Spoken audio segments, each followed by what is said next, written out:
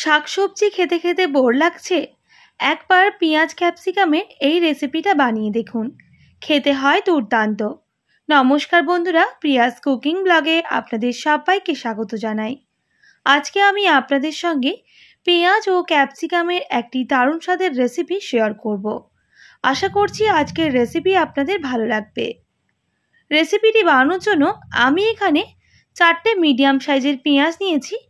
আর পেঁয়াজগুলো দেখুন 4 ভাগে ভাগ করে নিয়ে পেঁয়াজের খোলাগুলো এইভাবে ছাড়িয়ে নিতে হবে।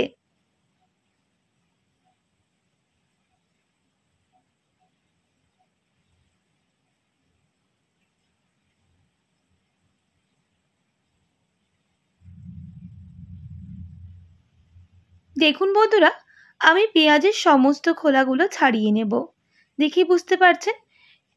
এরপর আমি ক্যাপসিকামটা কেটে নিচ্ছি। আমি এখানে পুরো ক্যাপসিকামটা ব্যবহার করছি না, আমি দুভাগের এক ভাগটা ব্যবহার করব। দেখুন ক্যাপসিকামগুলো ঠিক ছোট ছোট করে কেটে নেব।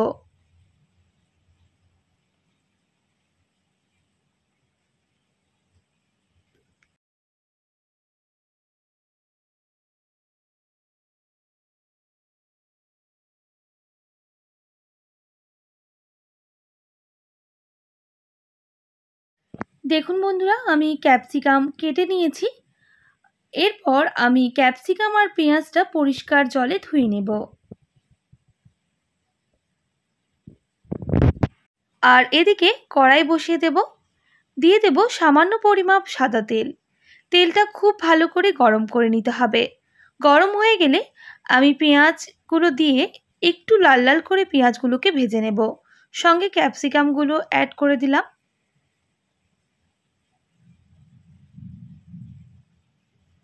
দিয়ে দিচ্ছি স্বাদ মতো লবণ।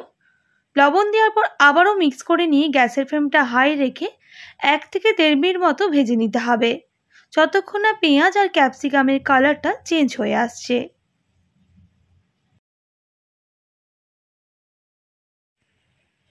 তো দেখুন বন্ধুরা, পেঁয়াজ আর ক্যাপসিকাম বেশ কিছুক্ষণ ভেজে নিয়েছি। আর পেঁয়াজগুলো কিন্তু অনেকটাই ভাজা হয়ে এসেছে, আর ক্যাপসিকামেরও দেখুন কালারটা কিন্তু চেঞ্জ হয়ে আসছে, দেখেই বুঝতে পারছেন বন্ধুরা। আর বেশি ভাজার দরকার নেই, এবার নামিয়ে নিতে হবে তেল ঝরিয়ে।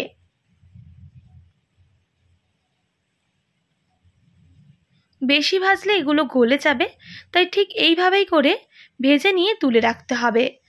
আবারও ওর মধ্যে দিয়ে দেব 1 টেবিল চামচ সর্ষের তেল। আমি মশলাটা সর্ষের তেল দিয়ে করব, তাই 1 টেবিল চামচ তেল দিয়ে তেলটা গরম হয়ে যাওয়ার পর দিয়ে দিতে হবে পেঁয়াজ কুচি। আর পেঁয়াজটাকে বেশ লাল লাল করে ভেজে নিতে হবে।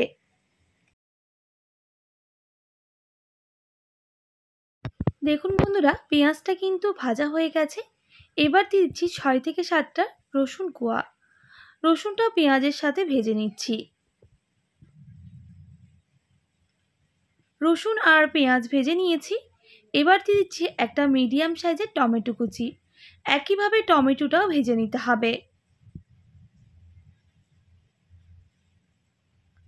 আমি ঝালের জন্য এখানে একটা কাঁচা লঙ্কার ব্যবহার করছি, আপনারা চাইলে ঝালটা কম বেশি করে নেবেন।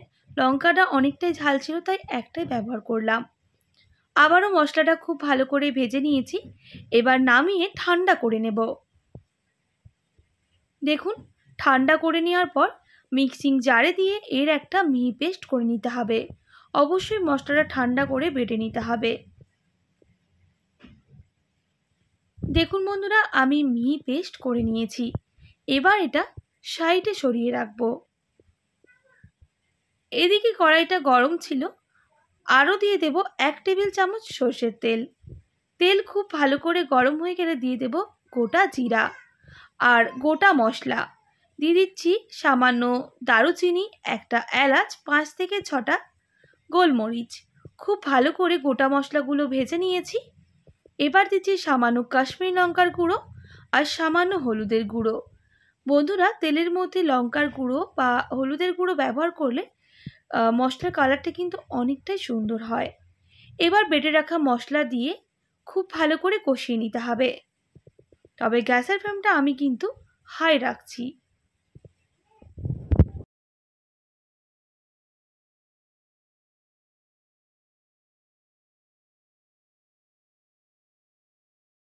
প্রায় 2 থেকে 3 মিনিট সময় নিয়ে মশলা খুব ভালো করে কষিয়ে নিতে হবে, যতক্ষণ না মশলা থেকে কাঁচা গন্ধটা চলে যাচ্ছে।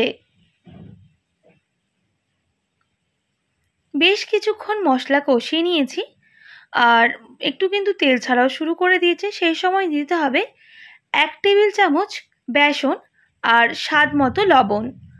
আবারও মিক্স করে নিচ্ছি খুব ভালো করে মশলাটা। এই সময় কিন্তু গ্যাসের ফ্লেমটা মিডিয়ামে রাখবো, আর খুব ভালো করে মশলাটাকে কষিয়ে নিতে হবে।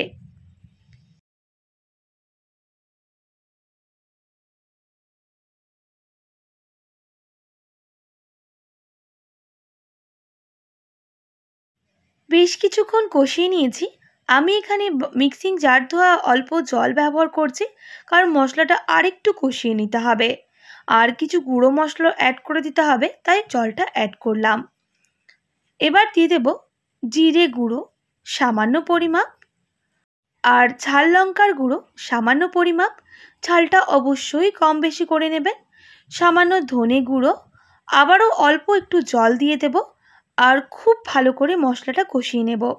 আমি কিন্তু গ্যাসের ফ্লেমটা এবার হাই করে দিচ্ছি।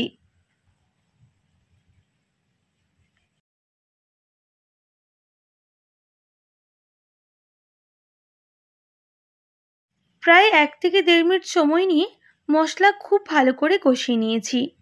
এবার গ্যাসের ফ্লেমটা মিডিয়ামে করে দিয়ে দেব ফেটিয়ে রাখা টক দই 3 টেবিল চামচ। টক দই দেওয়ার পর খুব ভালো করে মশলাটাকে অনবরত কষিয়ে নিতে হবে। তবে অবশ্যই গ্যাসের ফ্লেমটা কিন্তু মিডিয়ামে রেখে দিতে হবে।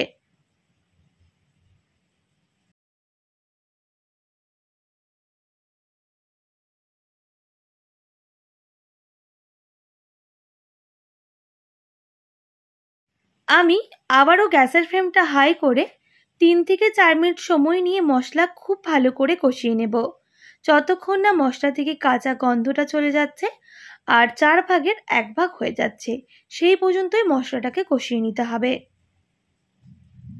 দেখুন বন্ধুরা, মশলা কিন্তু কষানো হয়ে গেছে, মশলা থেকে তেল ছাড়াও শুরু করে দিয়েছে, আর মশলাটা কিন্তু কালার চেঞ্জ হয়ে গেছে, আর 4 ভাগের 1 ভাগ হয়ে গেছে, দেখেই বুঝতে পারছেন।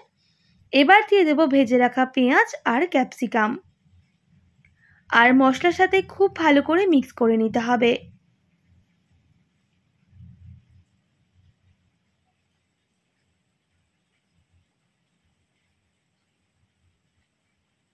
গ্যাসের ফ্লেমটা হাই করে মিক্স করে নিয়েছি। এবার দিয়ে দেবো হাফ বাটি মতো জল। আপনারা আপনাদের পরিমাপ বুঝে জলটা দেবেন, কারণ পেঁয়াজ আর ক্যাপসিকাম একটু সেদ্ধ হবে। খুব ভালো করে মিক্স করে নিচ্ছি, তবে গ্যাসের ফ্লেমটা হাই রেখেই।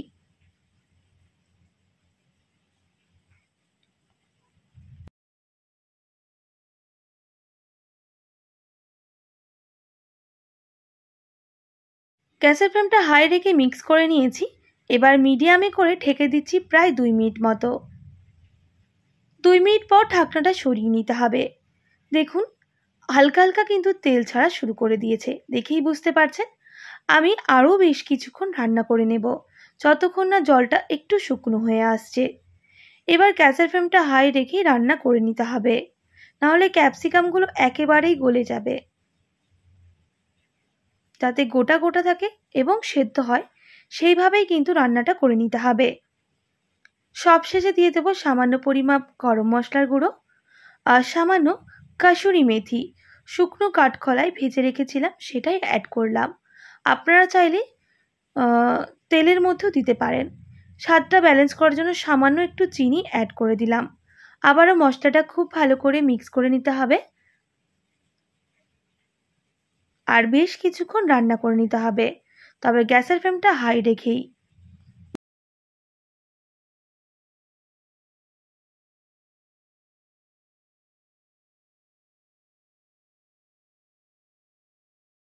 বেশ কিছুক্ষণ রান্না করে নিয়েছি। আমি আবারও গ্যাসের ফ্লেমটা মিডিয়ামে রেখে ঢেকে দিচ্ছি প্রায় 1 মিনিট মতো।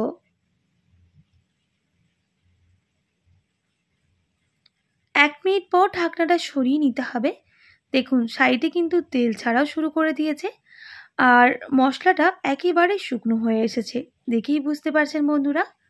আপনাদের দেখিয়ে দিই, ক্যাপসিকাম আর পেঁয়াজও কিন্তু খুব ভালোভাবে সুসেদ্ধ হয়ে গেছে।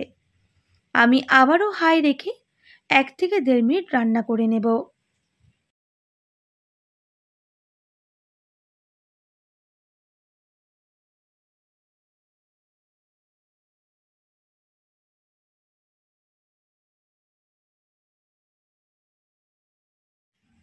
বেশ কিছুক্ষণ রান্না করে নিয়েছি, জলটাও শুকনো হয়ে গেছে আর রেসিপিটাও কিন্তু আমাদের রেডি হয়ে গেছে। এবার গ্যাসের ফ্লেমটা অফ করে দিয়ে স্ট্যান্ডিং টাইমে রেখে দিতে হবে প্রায় 5 মিনিট মতো। 5 মিনিট পর ঢাকনাটা সরিয়ে নিলাম। দেখুন দেখতে কতটা সুন্দর আর লোভনীয় হয়েছে। একবার এইভাবে পেঁয়াজ ক্যাপসিকামের রেসিপি বানিয়ে দেখুন, বাড়ির সবাই আঙুল চেটে খাবে। এবার আমি একটা পাত্রের মধ্যে গরম গরম পরিবেশন করছি। দেখে নিন কতটা সুন্দর হয়েছে। এইভাবে যদি আপনারা রেসিপি বানান, রুটি পরোটা লুচির সাথে কিন্তু খেতে দুর্দান্ত লাগবে। অবশ্যই বাড়িতে এইভাবে ট্রাই করুন আর কেমন লাগলো কমেন্ট করে জানাবেন। আশা করছি আজকের সহজ সরল রেসিপি আপনাদের ভালো লেগেছে। ভালো লেগে থাকলে অবশ্যই একটি like, comment, share and subscribe করে দেবেন। পাশে থাকা বেল আইকনটিও প্রেস করে দেবেন, তাহলে নিত্য নতুন রান্নার ভিডিওগুলি আপনাদের কাছে পৌঁছবে। যারা ফেসবুক থেকে দেখছেন অবশ্যই একটি ফলো করে দেবেন। আজকের মতো এতটাই। আবার নতুন কোনো রেসিপি নিয়ে আপনাদের সঙ্গে দেখা হবে। আপনারা ভালো থাকবেন, সুস্থ থাকবেন। আর এতক্ষণ আমার সঙ্গে থাকার জন্য আপনাদের সবাইকে অনেক ধন্যবাদ।